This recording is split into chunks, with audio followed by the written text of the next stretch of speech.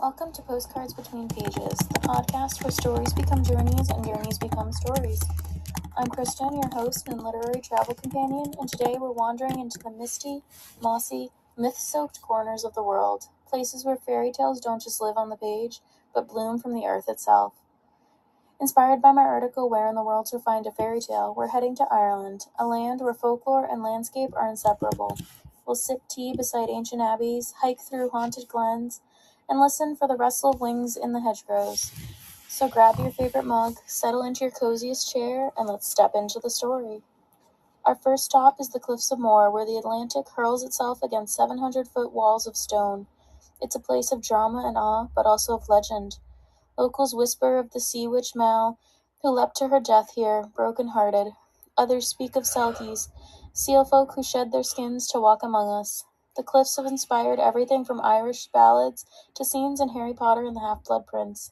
But standing there with the wind in your hair and the sea in your ears, you don't need fiction to feel the magic. It's already floating in the air. In County Kerry, the village of Sneem hides a secret. A fairy trail that winds through mossy woods and flower-strewn paths. Tiny doors peek from tree trunks, painted stones mark the way. It's whimsical, yes, but also deeply rooted in Irish belief. In Irish folklore, fairies aren't just cute sprites. They're powerful, capricious beings who demand respect. Many Irish farmers still avoid disturbing fairy trees or ancient rainforests lest they bring misfortune to their crops. The Sneem Trail is a gentle, joyful way to honor that tradition. The Rock of Cashel rises from the Tipperary plains like a crown. Once the seat of kings and bishops, it's a place where history and myth blur. Legend says St. Patrick banished Satan from a cave nearby, and the rock landed here when the devil fled.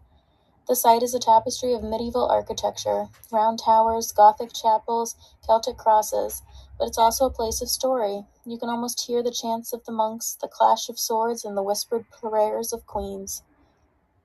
In Northern Ireland, the Giant's Causeway is a puzzle of hexagonal stones that look carved by gods.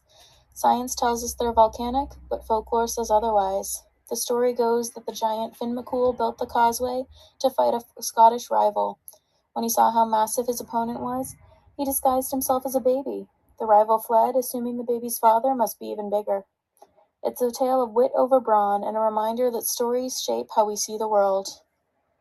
Our final stop is Thorballylee, the home of W.B. Yeats. Nestled beside a stream in County Galway, it's a place of quiet rhythm. Yeats called it the most beautiful place in Ireland, and it's easy to see why. Here, the fairy tale is not in the architecture, but in the language. Yeats wove Irish myth into his poetry, Celtic goddesses, tragic heroes, and the ever-present veil between worlds. This tower is the poems he wrote in stone. Ireland teaches us that fairy tales aren't just for children. They're how we make sense of the world, its beauty, its sorrow, and its mystery. Whether you're wandering a mossy trail or reading by the candlelight, may you always find a bit of this magic. Until next time, I'm Kristen, and this has been Postcards Between Pages, where every journey begins with a story.